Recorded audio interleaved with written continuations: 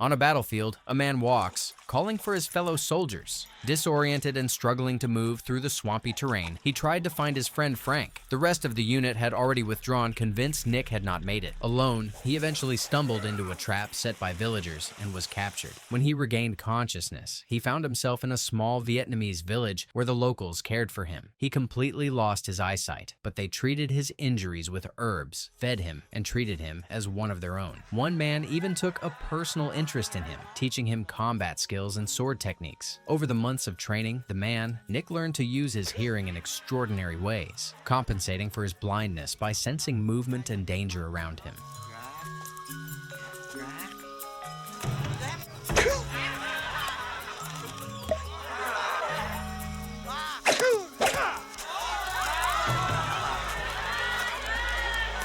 20 years later, Nick had returned to the United States, living quietly as a retired veteran. He carried a cane and moved around using his other senses. He doesn't struggle with his blindness as much.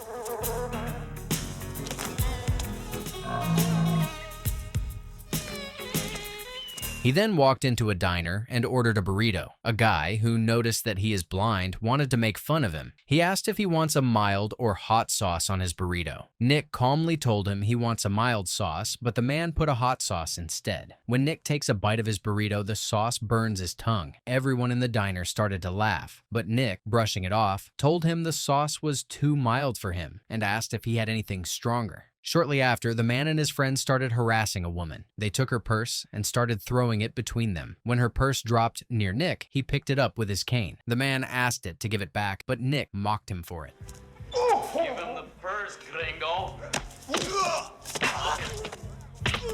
Oh my God. Meanwhile, Nick's friend, Frank Deo's life spiraled downward. He got caught up in the casinos of Las Vegas, falling into the orbit of drug boss Kevin McCready. After he was not able to pay his gambling debts, Kevin and his men threatened to throw him off the ground unless he works as a chemist for them. They want him to make drugs for them. Frank refused to make what he wants him to. Kevin then started threatening his ex-wife and son. One day, Nick pays a visit to Frank's wife, Lynn's house, hoping to see his old friend again. When he asks about Frank, she tells him that he doesn't live there anymore. Despite that, Lynn greets him kindly and brings him inside. My son. Hello, Lily. This guy's... Yes. Vision impaired. Some coffee, Mr. Parker. A tea, please. Lynn served tea and told him that his name was in memorial. He confirmed he was missing in action. When he asked if Frank ever talked about the war, Lynn told him he never talked about it. He asked where Frank is, and Lynn told him he works as a chemist somewhere. Her marriage is long over, and Frank now lives far away in Reno. She admits she has not heard from him in many years. Suddenly, Nick asked if she was expecting someone, but she was not. But he knows someone is by the door. Then, a sudden knock comes through the door, and two men dressed as police step in, asking for Billy. Lynn, shocked, started asking why they want her son. Has he done something? No, ma'am. We think he might be witness to a crime, that's all. Why don't you just leave us your number? We can call you when he gets back. Soon after, a large man called Slag enters. Nick quickly senses a trap and gets up from his chair only to trip over Slag. He then demands a warrant. The fake officers refuse, and violence erupts. Slag seizes Lynn by the neck. Billy comes to the house and rushes to her aid, but is thrown violently against the wall and knocked unconscious. Within moments, Lynn is shot and falls lifeless. Nick, overcome with fury, draws his sword and charges forward, prepared to fight with deadly resolve. Step aside.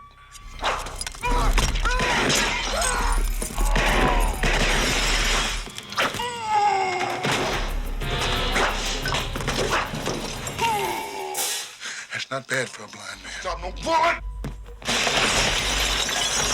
Once the danger passes, Nick hurries to Lynn's side, only to realize she has no time left. With her last breaths, she asks him to watch over Billy. He asks if she knows who the men are, but she doesn't. He promised he will take care of Billy. Nick quietly takes her hand, offering comfort without words. Soon, she passed away. Nick then carries Billy and takes him outside. When the boy later regains awareness, Nick insists they must travel to Reno to see his father. Wanting to shield him from the trauma, Nick avoids the truth about Lynn's death and assures Billy that she is safe at home. The pair then head for the nearest bus station and purchase tickets for the long trip west. But Billy starts causing trouble, saying he wants to see his mother. Everything okay here?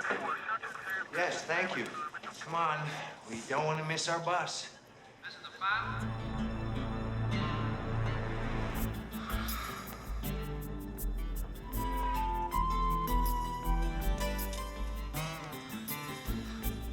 far away, Frank comes across a newspaper article reporting Lynn's murder and the disappearance of their son. As he was sitting in his room reading, a woman came to visit him. He asks how she got into his apartment. She told him they let her in. She then told him to do what McCready wants him to do because people who owe him are supposed to pay.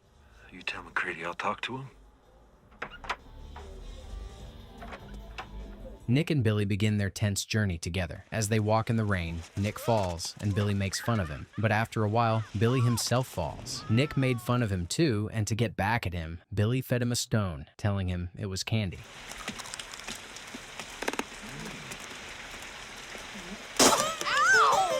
That night, curiosity gets the better of Billy, and he quietly rummages through Nick's wallet. Nick detects the movement immediately thanks to his sharpened senses, but allows the boy to continue unchecked. Inside, Billy finds an old photograph of his father standing proudly beside Nick during their army days. He asked about what happened. Years earlier, Nick, Frank, and their squad celebrated their last night in Vietnam before returning home. Their cheer was cut short when the base came under a violent attack by local fighters. A hasty plan was made. Frank would stay back and lay down covering fire, while Nick advanced to strike. But the strategy collapsed in seconds as they were caught in a sudden ambush from both flanks. Overwhelmed, Frank fled for cover, leaving Nick exposed to the full force of enemy fire. A mortar detonated nearby, hurling Nick across the ground and robbing him of his sight forever. That's where I lost my sight. Your dad was fine. Just fine.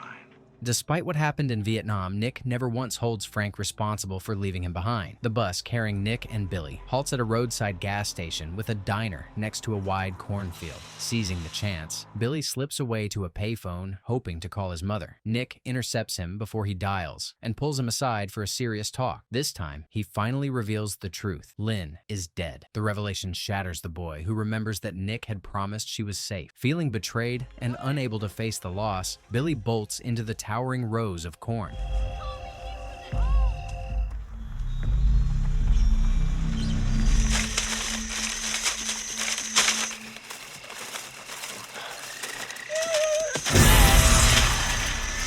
In the midst of the chase, Slag and a squad of gunmen emerge. Having shadowed them in secret, they spread through the field, searching for Nick, while Slag corrals Billy toward a small shack hidden deep among the stalks. Nick, however, uses the chaos to his advantage. With patience and deadly skill, he turns the table, eliminating each attacker silently, leaving no sign behind. Shoot! What the hell's going on around here? As Slag is scouting the area, he catches sight of Nick at a distance and opens fire. Guided by sound alone, Nick sidesteps the shots. When Slag pauses to reload, Nick strikes the shack's main support beam, collapsing the fragile structure. He then attacks with his blade, delivering fierce strikes that bring Slag down. He then runs to the shack to find Billy. Okay, everything's gonna be all right. But Slag is not finished. Protected by a reinforced vest hidden under his clothes, he survives the assault, badly injured, yet still alive. Word of his failure soon reaches McCready, who begins to unravel under the pressure. Slag's on it, Mr. McCready, but this blind... I don't want to hear about this blind man! If you can't handle it, get me somebody that can. Get me Bruce Lee. Bruce Lee is dead. Then get his brother. That night, Nick and Billy camp beside the river. Away from the chaos, Billy finally lets out the grief he has been hiding, crying over the loss of his mother and the weight of everything he has endured. Nick carries his own grief as well, but cannot shed tears. The mortar blast that blinded him years ago had destroyed his tear ducts, leaving him unable to weep. Despite this, he tried to comfort Billy. A strong man is never afraid to cry. Did you ever cry? The place that makes tears inside my head doesn't work anymore. I'll be at your father's tomorrow.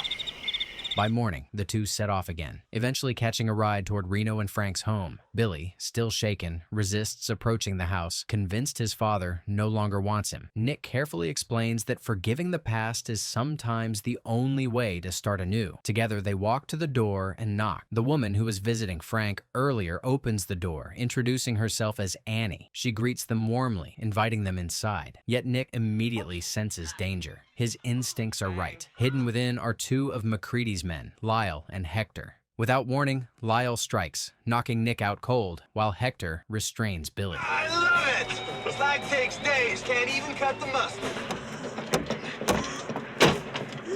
As the truck barrels down the road toward Las Vegas, Nick regains consciousness and quickly takes stock of their predicament. Billy started getting sick too. Turns out Annie is forced to work with the guys. Wasting no time, Nick instructs the boy to retrieve a lighter from his pocket. They use it to cut their restraints. While this is going on, he hears Hector fling his cane out of the vehicle, the sound of it hitting the grass at the roadside. Nick memorizes the spot and tells Billy to remember it as well. Then, they ignite a burlap sack, filling the enclosed space with smoke. Using the distraction, Nick overpowers both Lyle and Hector, throwing them out of the truck and onto the road. Annie seizes the wheel and turns back toward Reno, racing them away from danger. Stop. Why? Stop right here. But what's really important here is that you find your damn cane.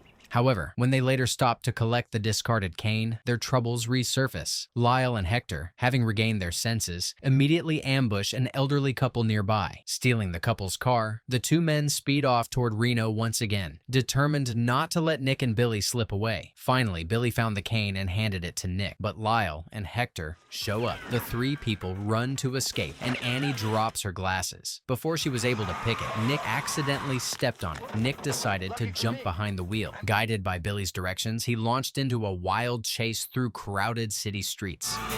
What's your problem, jack off? You blind? Yeah.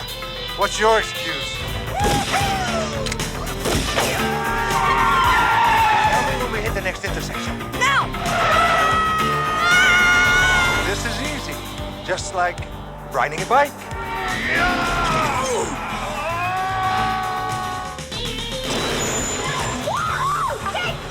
After this, Annie led Nick and Billy to an RV belonging to her friend Colleen, offering them a safe place to rest after the relentless ordeal. She thanked Colleen for letting them stay and turned to say goodbye to Nick. Just get Frank out of there. Don't worry about it. Uncle Nick! Don't go! Don't leave me. Everybody leaves me. I'm gonna get your dad. Nick then set out for Las Vegas, quietly approaching McCready's casino. Remaining unseen, he listened in on a tense meeting between the drug boss and his men. McCready outlined his next move. He would leave for a ski resort to finalize a major deal, and once Frank completed the drug batch, he was to be killed after midnight. Later that evening, Nick shadowed Vince, the assistant manager, as he retreated to his penthouse. Nick memorized the code to the door before returning to the gaming floor. There, he began playing non-stop, winning hand after hand, drawing a crowd with his streak of success. His triumphs did not go unnoticed. Security soon stepped in and offered him a chance to wager everything on one roulette spin, but it was all part of a trap. The wheel had been rigged with hidden electronics. 26 black. Nick loses all of his fortune with this game, but his sharp hearing saved him once again. Amid the noise of the casino, he picked up a faint beeping sound coming from a guard's pocket. Acting instantly, he unsheathed his sword and sliced open the man's jacket, exposing a hidden device used to rig the roulette table. The crowd erupted as the truth was revealed, and in the confusion, Nick slipped away toward the penthouse. Entering the code he had memorized earlier, he ascended to the restricted top floor. The area was heavily secured, but Nick, wearing a waiter cloth, went upstairs. I'm here for Frank Devereaux. Says who? Says I. Come on. He is dead. He finally reaches Vince's office. There, he cornered Vince at sword point, demanding answers. Trembling, Vince confessed that Frank was imprisoned in a laboratory down the hall, forced to keep working for McCready. Having gotten what he needed, Nick rendered Vince unconscious and made his way straight to the lab. At last, he and Frank were face to face again. Nick Parker? Yes. Nick, you're alive! Yeah. I'd like to keep it that way. Frank noticed that Nick was blind, but before he could say anything, Nick told him they should hurry because his son is waiting. Before leaving, Frank destroyed the laboratory's equipment and raw materials, crippling McCready's operation. Where is he? I'm gonna put that blind man in a wheelchair! The two men then slipped out of the building and made their way back to Colleen's RV. What awaited them was tragedy. Colleen lay dead, Billy had been abducted, and shortly after, the phone in the RV rang. McCready's voice comes through. He told Frank the boy's life depended on delivering drugs to McCready's mountain penthouse. Annie is also kidnapped. Following this, the two men boarded the cable car up the mountain. Refusing to be cornered, Nick and Frank improvised weapons, crafting napalm bombs from what they had. As they are doing so, Frank started to to apologize for abandoning him back then, but Nick reassured him, telling him that his life didn't stop but changed. Still, part of me was missing. I knew I had to find you so I could say, hey, I forgive you. But you know, it wasn't just for you. It was for me, too. Inside the penthouse, they finally reached the heart of the operation. They faced attack, but Nick quickly overpowered them. More people started pouring in, firing shots. Amidst this, Frank runs upstairs.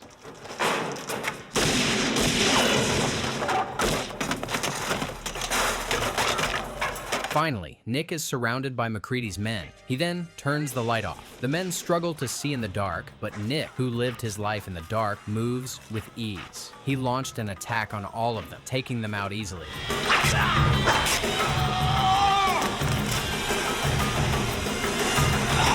When Nick finally comes to where MacReady is with Frank, MacReady stands armed, holding both Billy and Annie at gunpoint. But he had another surprise waiting. A Japanese assassin, brought in specifically to kill Nick. Steel clashed as the two warriors engaged in a brutal duel.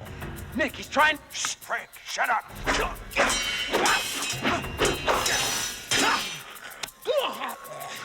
Japanese, huh?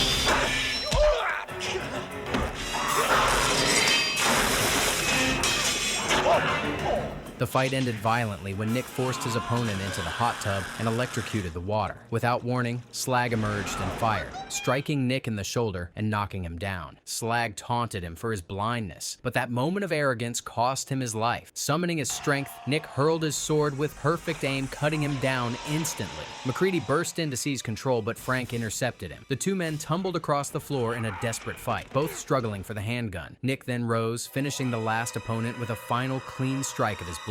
With the battle over, Frank reunited with Annie and Billy, and together, they prepared to start fresh in San Francisco. They asked Nick to come with them, but he declined in his own quiet way, leaving only a train ticket as his answer. Billy chased after him, begging him to stay. I need you. I'm very, very fond of you. Go back to your dad. Now, come on. You missed the bus. After saying goodbye, Nick crossed the street and melted into the passing crowd, his figure slowly fading from sight. Overcome with grief and gratitude, Billy ran after him and tossed his toy dinosaur from the bridge. Nick's hand suddenly reached out, catching it in silence. Billy cried after Nick one last time as he told him he was going to miss him. Nick, carrying the toy dinosaur, continues walking.